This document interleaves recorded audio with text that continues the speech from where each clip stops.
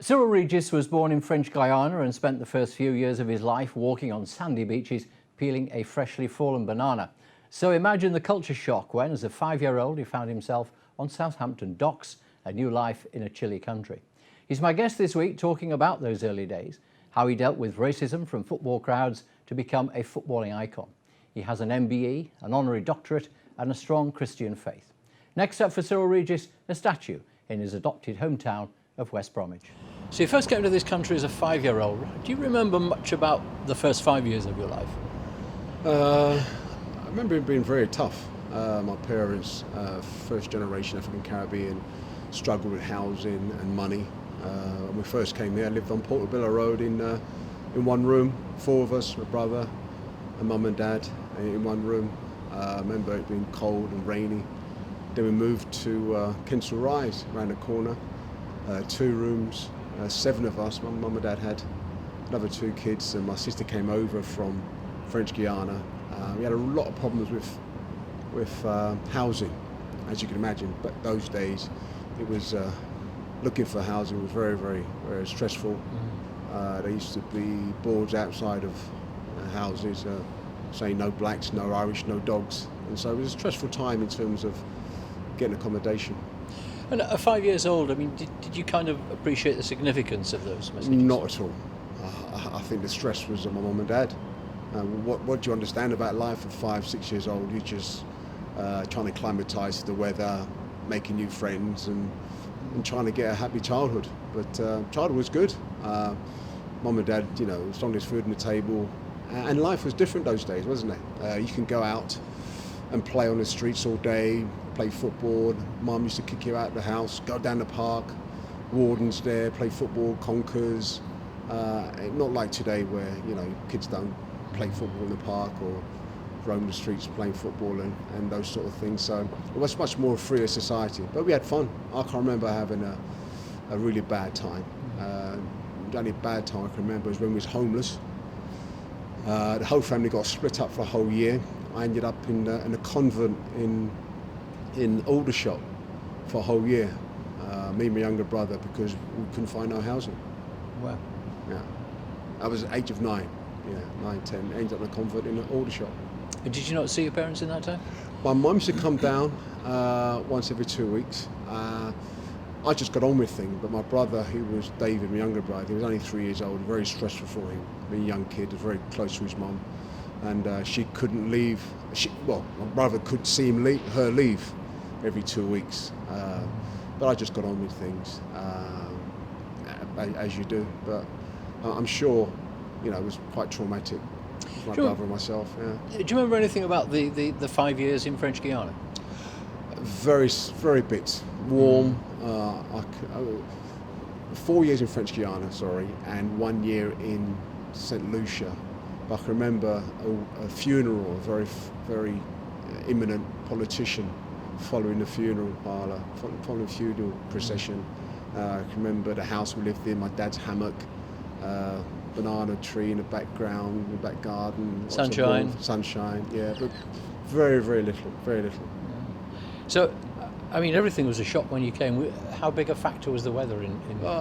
Freezing cold. I mean, 63 was, I can remember it now, it was drifts, it was freezing. I mean, you're thinking, why here? But from my parents' point of view, it was a better life.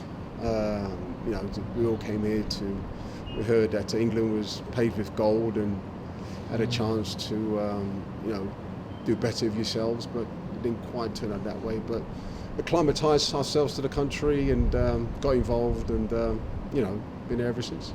And I think it was like most first generation, they just wanted to come over here 20, 30 years, amass some money, go back, but, have children here, the children acclimatise, and they end up staying.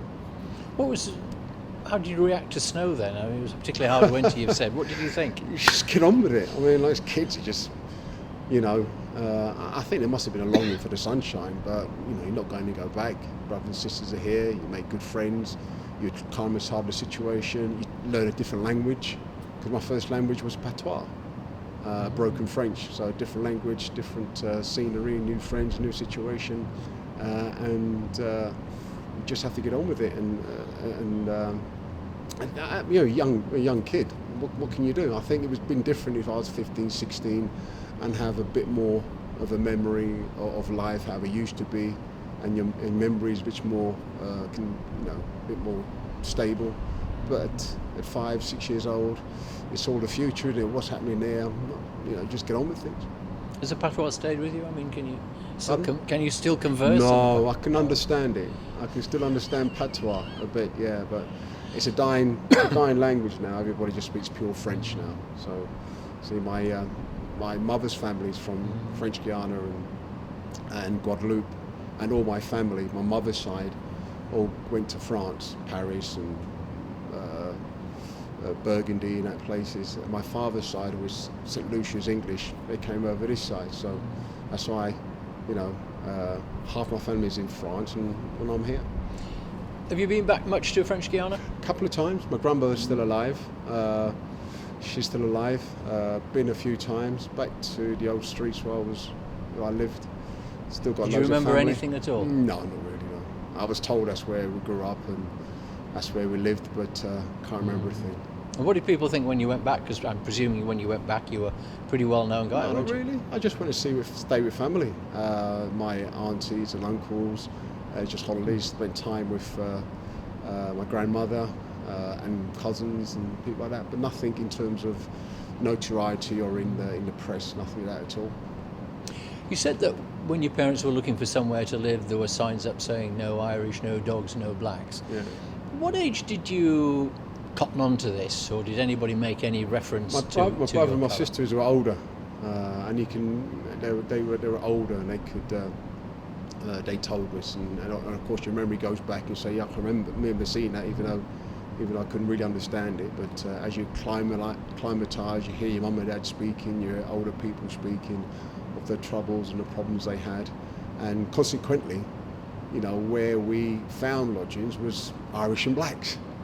In Kilburn, Harlesden, Brent, it's all Irish and blacks. So, and coming from a Catholic background, it's just I went to Catholic school, and all my friends were Irish.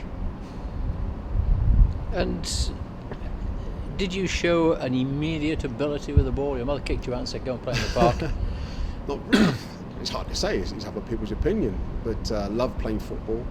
Never really got into football until I was about 11.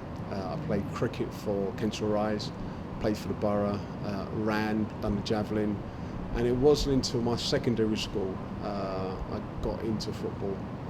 Started off as a right winger, and at the age of 12, 13, I can remember not even getting the school side at 10, 11. And at the age of 12, 13, they moved me from a right winger to a striker, and it all clicked. I think I was quick, I was powerful, and ball over the top. I'm in there, and we had a good side. Our school side, Cardinal Hinsey, was a very good side. We played against Ricky Hill at John Kelly and Luther Bliss at Wilson High, and we had a very good side. And we stayed the whole 4 or 5 years with the team. Different players coming in and out, but we stayed together for all those years at school. Did you encounter any discrimination at school? Nothing that had affected me. No, I can remember a few bits and pieces. Those days it was skinheads and fights and that kind of stuff, but nothing that had a lasting impression of me. No. But I mean, were you a solid, muscular guy? Yeah, there? I know. That might be the case. That no one thought, well, I'll take you on. I was very powerful, very strong, and just get on with life. And I don't think I got taken on physically that way.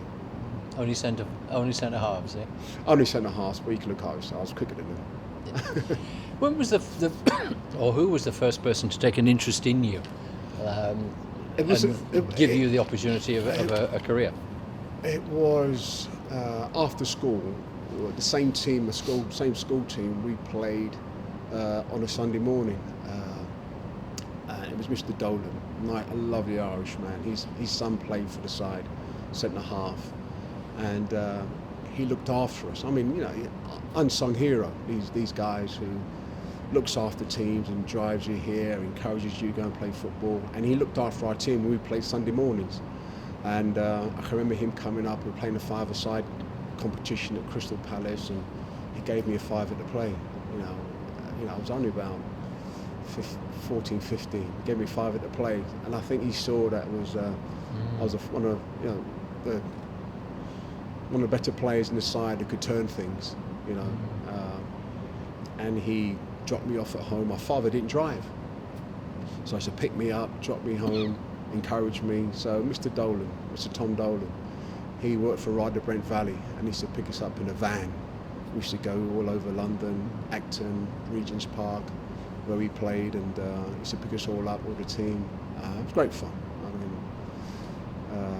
In fact, it was in Regent's Park that I got spotted playing for Ryder Brent Valley as a 17, 18-year-old. Who was Sunday it saw morning. you? Pardon? Who saw you? At that time, I left school at 16. I got a job as an apprentice electrician. We still played Sunday morning. And the story goes, John Sullivan, who was the manager, owner of Moseley Football Club, come from London. He had one man and his dog. This guy used to roam Regent's Park looking for players, and he went, I've seen Ryder Brent Valley, some 2 or 3 good players down here. So he told John Sullivan. John Sullivan came down one Sunday, and he liked 3 of us, me, Philip Webster and John O'Riordan. Went down to Moseley for trials, and myself and John O'Riordan got in. And at age of 19, must have been 74, 75 season, I was 18. I played. He says, come to Moseley, gave me £5 a week to come and play. Still working the building site. He used to pick me up, he used to drive down to Moseley, play a game of football or train, come back up, wake up at 6 o'clock in the morning, go back to either college on the building site, do an 8-10 hour shift, and get paid £5 a week. Did you even then begin to think, hey, maybe there's a career in this for me? Not really, no. I enjoyed my electrician, enjoyed playing football, being with your mates, having a fag, having a few beers. Life was good, earning decent money as an electrician, apprentice electrician, earning extra money as a footballer fiver. But there's always people saying, oh, you got a chance, you. So in the back of your head, I can remember people saying, you got a chance, you could play, you got a chance, but never materialised. I can remember playing against QPR and banging a hat-trick as a 16, 17-year-old, and there was no come back and see or come back and have a trial or anything like that. I can remember supposedly having a trial at Chelsea, but I pulled a hamstring and never went to the trial, and never had a trial anywhere. Just ended up at Moseley and Denton Hayes. Because, nowadays, the 16, 17, they're all making their way, they've done this, they've been at clubs for years. And here are you, enjoying being an electrician like Stuart Pearce before you or around your time as well. And quite comfortable with life and not really having the ambition. Well, no, but I think sometimes people see things in you that you don't see in yourselves. You think it's gone past you, don't you? You're 18, 19, you think it's gone past you. You're studying to be an electrician, you're focusing on that. Life is good, you're earning extra money. But there's always some of the senior pros at Hayes or scouts come to watch you. Nugget, they call me Nugget. 2 lads, 3 boys are very close to.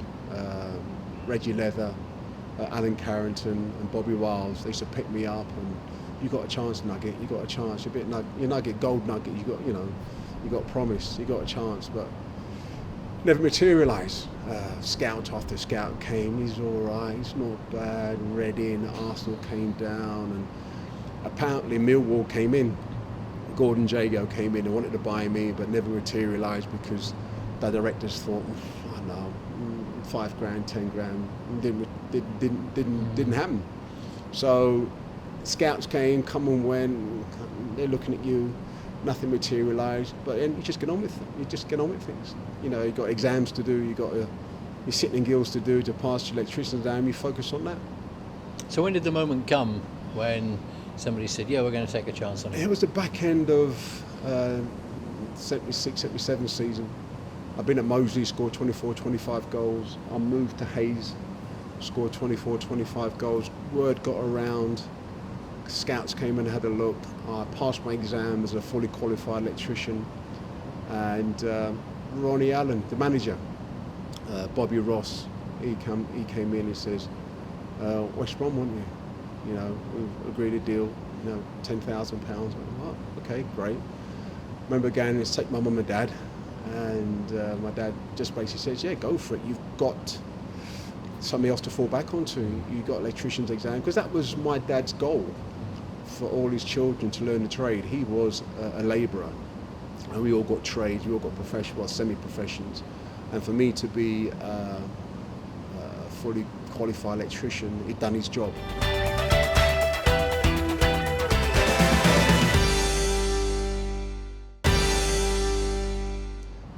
The firm I worked for in London, they gave me all their blessing. If it doesn't quite work out, Cyrille, you can come back here and get a job. So it was a no-brainer.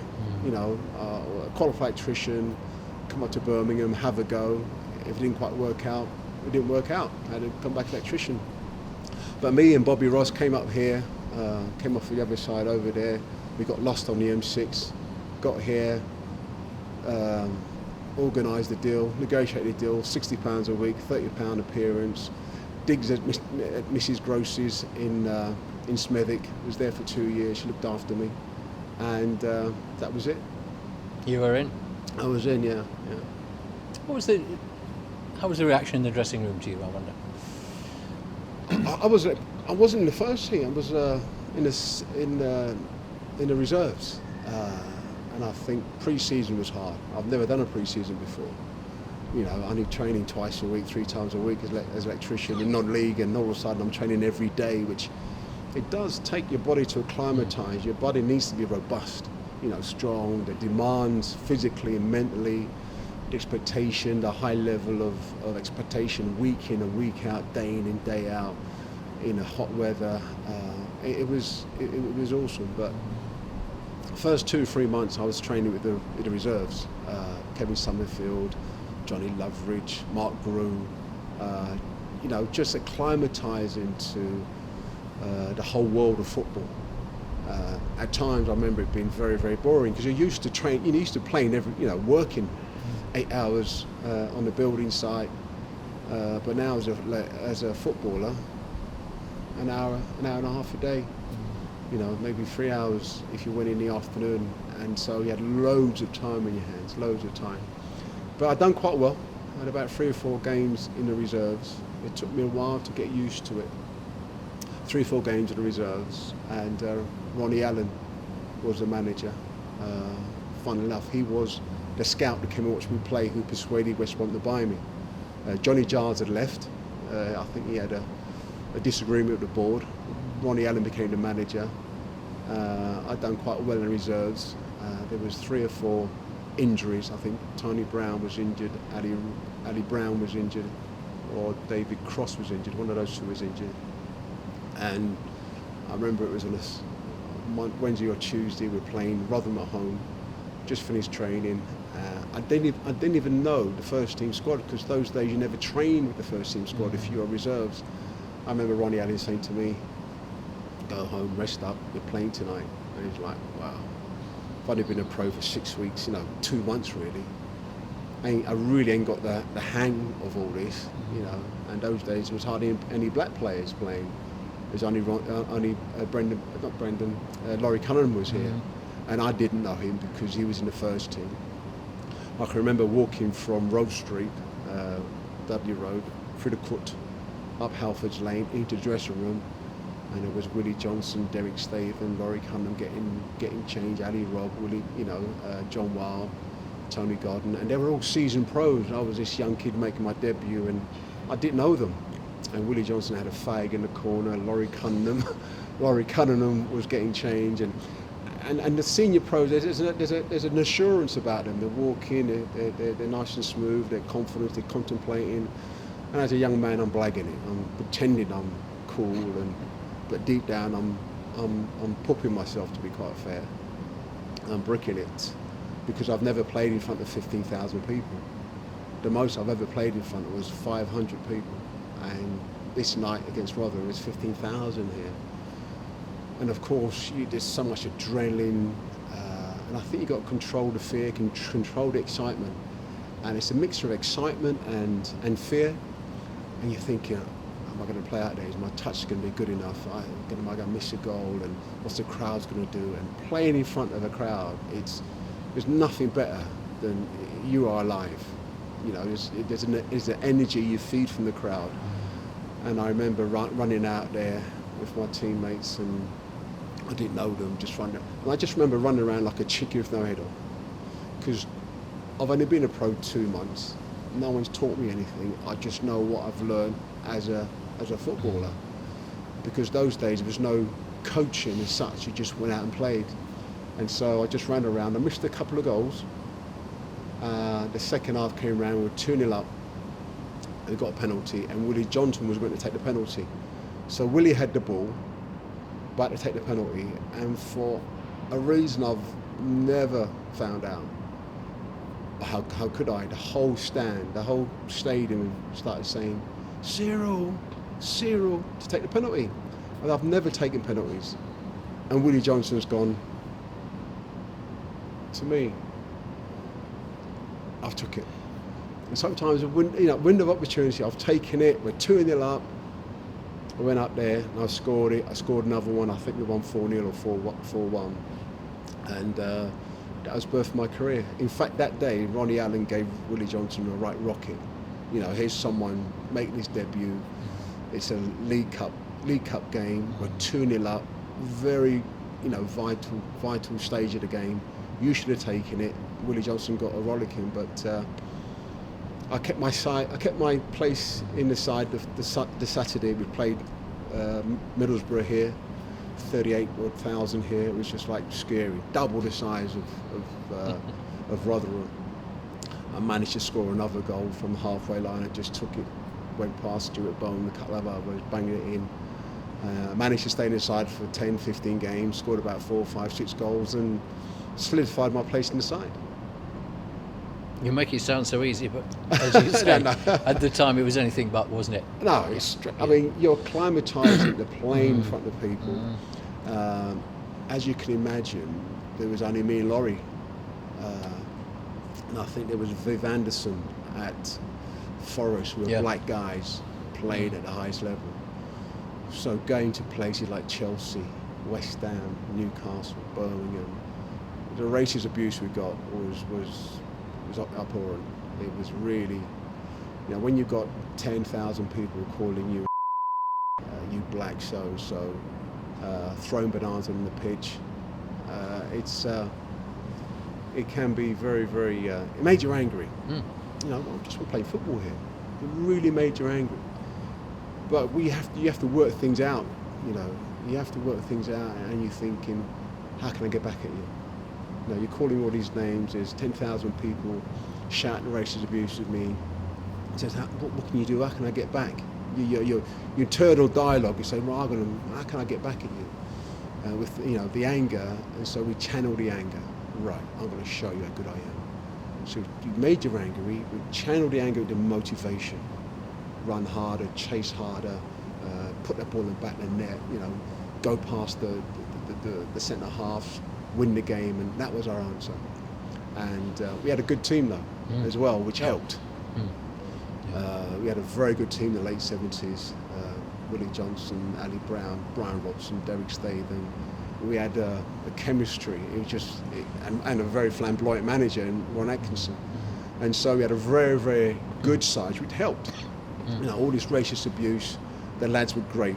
I've never had any racial incidents in my 19 years in the dressing room as a player. Once again, I'm a big guy, so they might have said something under their breath. But physically, not that you could hear. No. As you say, you had to deal with this, you had to control this.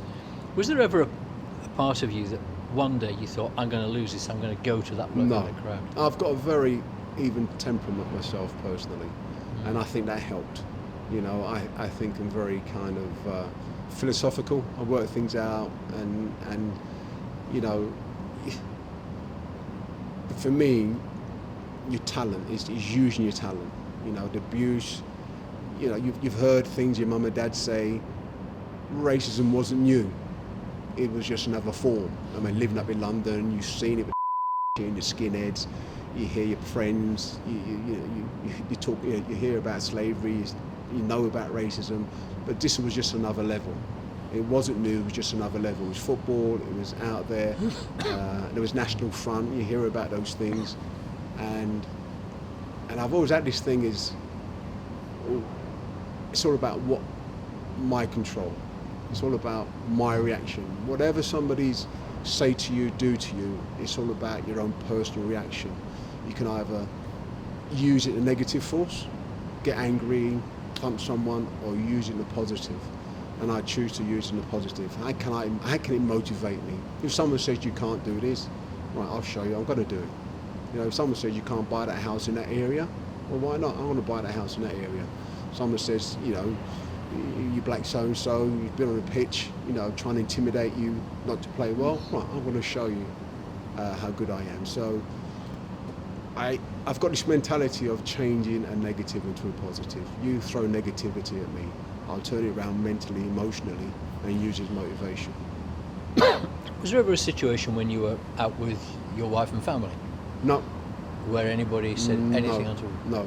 And I think that's another aspect. If they intimidate my wife, my kids, I'm down the road, they're smashing my car or putting bricks from my window, intimidating my wife, and you know she felt threatened. No, that would be a different story. Yeah. It was all confined to the stadium. And if you're confined to the stadium, you can handle it because you had your ability, you had your talent, and a very, very good side to say, listen, you know, we're going to beat your side. Of course, eventually there were three of you here, wasn't there? There was yourself, Yeah. Laurie Cunningham and Brendan Batson.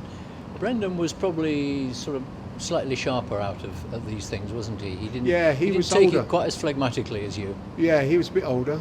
I think his experience was different from mine, where he went to school and his background in terms of he went to I can remember he was saying he was only black person in his school, him and his brother, in East London. He had to fight his way. He had to fight his way through school, which I never had that experience. Ron Atkinson was the flamboyant manager, as you Yeah. said, and because of the successful girl pop singers of the time, the Three Degrees, you became called the Three Degrees. Did you like that, or did you just think, oh, it's just, you It's know? one of those things, you know. Yeah. It didn't bother me.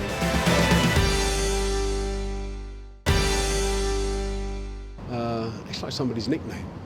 Something happens in life and go, well, you do something and your name is Pop or Shampers or Pongo or something, and it just happened that the press got hold of it, and that's how we were known as the Three Degrees, because they came here to a game, we had all press pictures with them, and Big Ron cast offline, and it stuck as a moniker. It's a bit trite now, it's been used, but you know, everywhere we go, everywhere I go, everybody goes, Cyrille Regis, Brendan Batson, oh yeah, 3 degrees. Did it help that there were three of you in the team, do you think? Big time.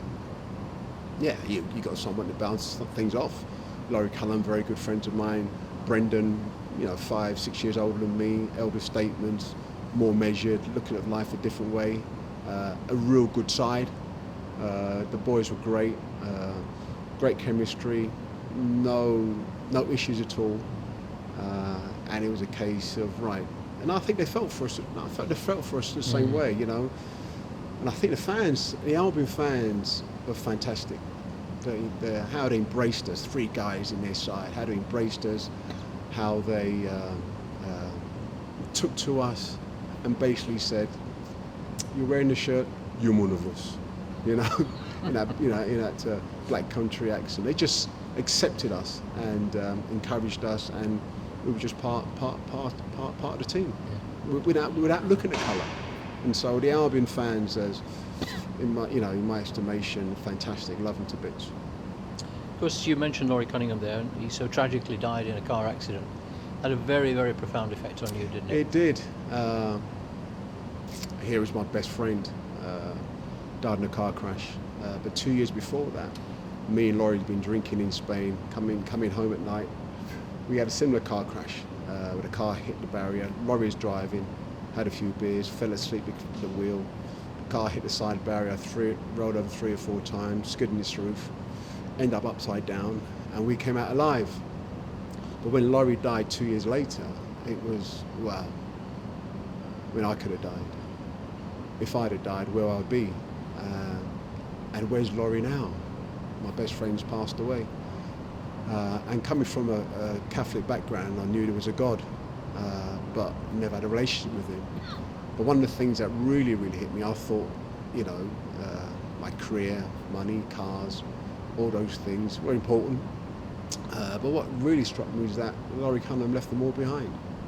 Left all these things, all these trappings of wealth and success, left all behind. So what was important?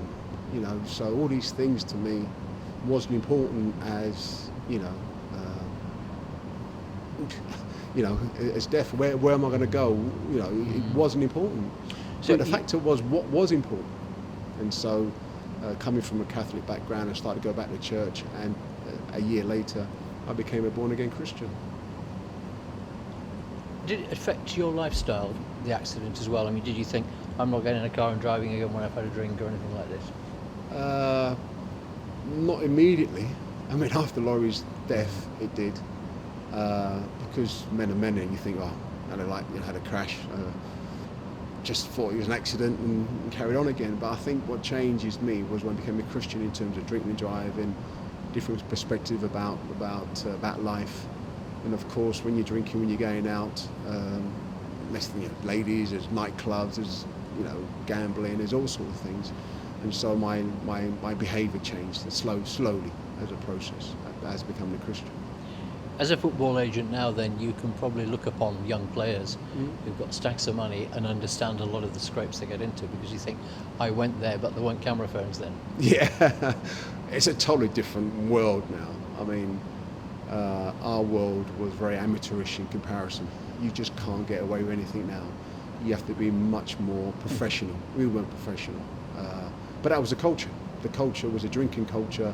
It was work hard, play harder kind of culture. Drinking, partying.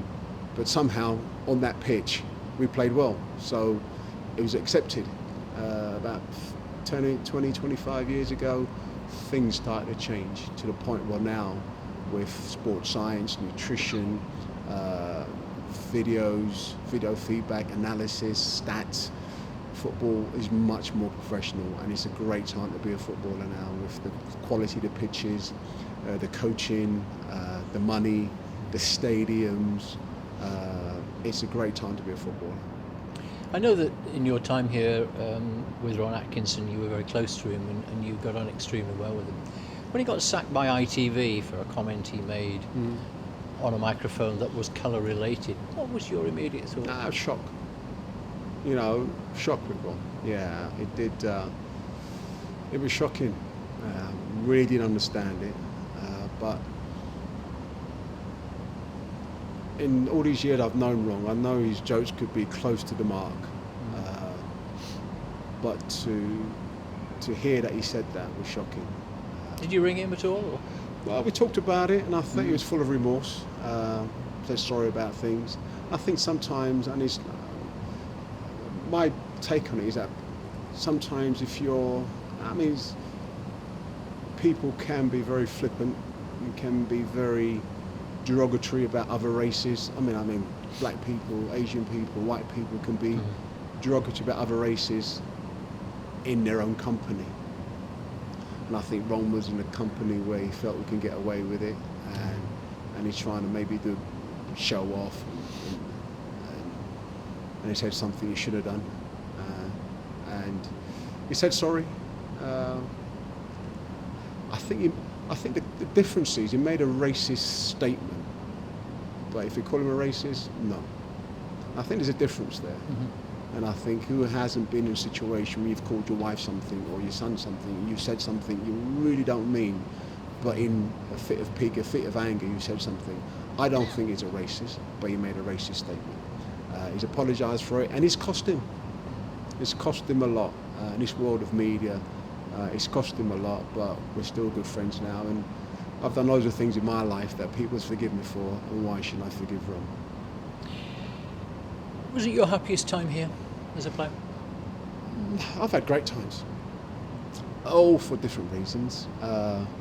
It was great because it was new, it was fresh. West Brom, if someone said to me, who do you support, it would be West Brom. It was coming from London, it was a great side at West Brom, it was fantastic. I made a real, looking back, there's no regrets, but looking back, I should have left back in 81, 82. Got a little bit stale. West Brom, the side of the 70s were breaking up.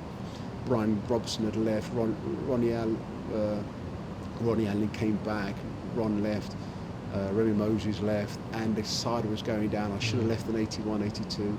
Got a little bit stale, the side wasn't right. Johnny Giles came back, wasn't playing at my best. It's never happened to me before. I mean, my career had been an upward trajectory. The last 2 years I was playing with injuries, wasn't playing well, couldn't capture my form, and that's never happened to me at 24, 25, and you don't know how to deal with it. You know, we never had sports psychologists, we just went around the pub and discussed football, and we just couldn't fathom it out. And so Johnny says, you know, I think you got a bit stale here, Coventry's coming for you. And I remember thinking, well, if it's out there, I nearly went to the World Cup in 81, 82. I was Midlands Player of the Year, playing for England 2 years before that. I could have gone to St Etienne in 1978 for £750,000. Once everybody knows Cyrille Regis is available, I'm sure, you know, somebody's come in. But Coventry came in. I thought, I'm not going to go to Coventry. I'll wait for somebody else to come in, a bigger side. But sadly, no one came in. So I thought, I'll stuff it. I'll go to Coventry and show you how good I am, which was probably, looking back, a heartfelt decision rather than a career decision. I should have stayed here, fought for my form, and then moved on to bigger times. But it worked out well at Coventry. It was tough for 2 or 3 years.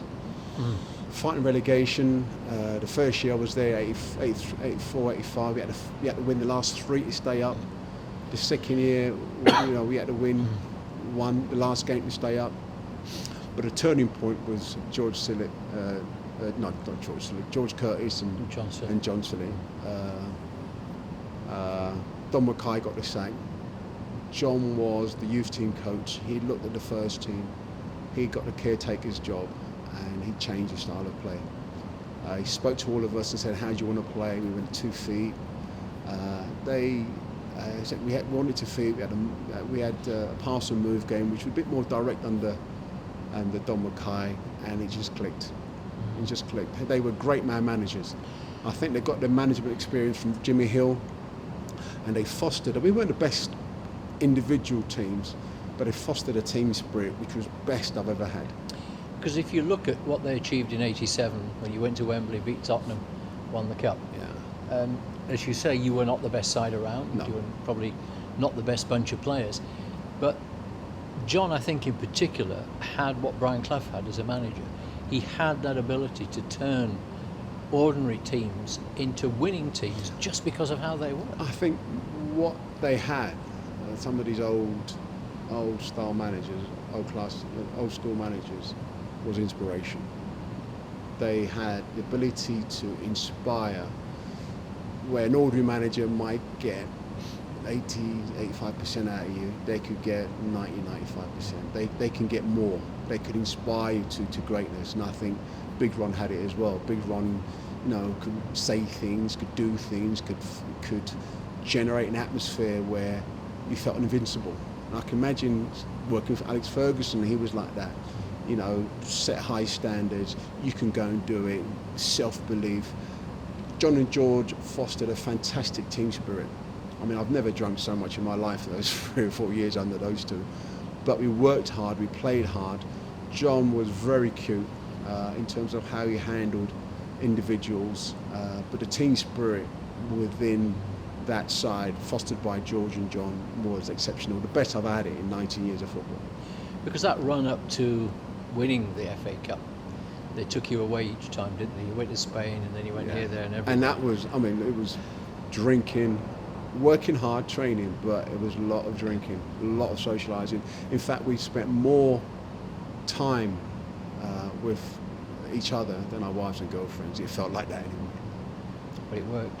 It did work. And you won the cup. Absolutely. Well, I mean, Pinnacle of career. from a footballing point of view, yeah. Especially growing up near Wembley, and those days there was only two ways you played at Wembley: played for England or the FA Cup final. So Wembley loomed large in anybody in his 60s and 50s and 70s, a young kid. It was the pinnacle of your life to play at Wembley, because it meant you either played for England or FA Cup final. And to get there, I had been there for England a couple of times, but to get there with Coventry, the underdogs, who's never been there in their history, and playing against Tottenham in front of 98,000 people, it was brilliant, absolutely fantastic. It was an afternoon not unlike this, wasn't it, as I remember? Yes. The sun was shining and all that, and everybody thought Tottenham would win, didn't they? All the papers, 3-0, 4-0, it was, they're going to batter you, you know. But funnily enough, that year we played them in the league, and we beat them 4-3 at home. A great match. I scored the win in the last 30 seconds. And so we knew we had the beating of them. They had about 14 internationals, Hoddle, Ardiles, Clive Allen scored nearly 40, 50 goals that year. Ray Clements in goal. Ray Clements in goal, Waddle, Hoddle. They had Nico Clarkson. They had some seriously good players. But we had underdogs, and John and George, their mentality, their team spirit, the team spirit we had, the chemistry we had, the spirit we had, the never give up, the ability to work for each other. You know, even after we went 1-0 down after 2 minutes, I went back to the half, and I said to Keith, let's keep it down to 2 or 3, you know. We don't want to go to Wembley, get back at 4 or 5-0, but, you know, the never say die attitude from John and George, inbred in us, the willingness to work hard, ended up winning 3-2 at Wembley. Definitely the pinnacle of my football career. But I suspect that the goal most people talk to you about was one at Old Trafford, on a mud heap of a pitch, in the rain and the sleet and the snow and all the rest of it. Yeah, the 5-3 game. It was epitomised the Albion side. As I said earlier on, the side in the late 70s was a tremendous side, and if you hadn't seen that side, you just go and watch that game. Go and get a video of that game. And this is what Albion used to play like on a regular basis. It just clicked that day as a game and as a team. I scored the last one. Tony Brown was fantastic. Laurie Cunningham, I can still hear the commentary saying, you know, Laurie Cunningham with that pace and grace and style, you know, slipping the ball to Ali Brown. I came from nowhere. He slipped me in, I banged it in, we won 5-3. It was just a great game. It's one of those games, you know, I've played over 800-900 games professionally, and 200 were classics, you know, 500 games were hard work, grinds, and another 200, 300 were terrible games, you know, nightmare games. But there's 200 games you think, you know what, they're classics, great games to play with, game we've played. We played well, they played well, we won the game. It was a great game to play with, it was very enjoyable. And that game, the 5-3 games out there, is probably one of the best games as a team we played. We talked earlier about when you were younger and you being a big muscular guy, and so people would take a step back. And you were a fearsome looking fella on the field. But you could hit that ball, you got speed, you got pace, and yet you were not a dirty player, were you? No, it wasn't. I think it's in your mindset. It's your mindset and how you've been brought up. I've always been brought up. My hero was Pele. My hero is Pele. I remember being inspired as a 12-year-old, watching the 1970 World Cup final with Jorginho, Pele, Tostao, Revellino. It was, yes, I want to be like that, you know. And so the physical side, it wasn't. I could look after myself, but I wouldn't smash people around and elbow people. It wasn't my style. I was power and pace, put the ball in the back of the net as an out-and-out goal scorer. And people used to say, well, you should suit his physique a bit more and bits and pieces. But sometimes you've got to be true to yourself. And I think I was to a degree, most of the degree, yeah. The game is so awash with money now. I wonder how you look upon it. It's life. if you're a player now, there's enormous riches, enormous rewards. Go and fill your boots, have a great time about it. There's no jealousy, there's nothing like that for me. I earned a great living playing football. I think for me, I've got contrast. When I was an electrician for 3 years, I know what it's like to play football. I know what it's like to work for a living, and that contrast has just given me a right balance in terms of, it's a real privilege to play football and get paid.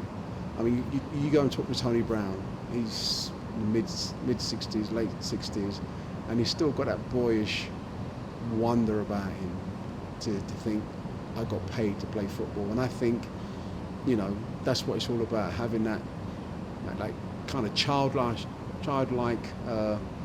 reverence to think, I played football and I got paid for it. Absolutely fantastic. And I think those are the boys who, you look at Frank Lampard and Brian Robson, all these top boys, there's a joy about playing football. There's a joy. It's not work. It's never work. There's still that boyish kind of charm about it that I can't believe I'm playing football and getting paid. You're an agent now. Yeah. Is a large chunk of what you do actually sort of talking to young players and just trying to control them and try to make them realise, well, okay, you're doing well now at 19, but that doesn't mean you'll have a career in 10 years' time? Absolutely. And I think there's different aspects of the game. It's a cruel game. Not many players make it.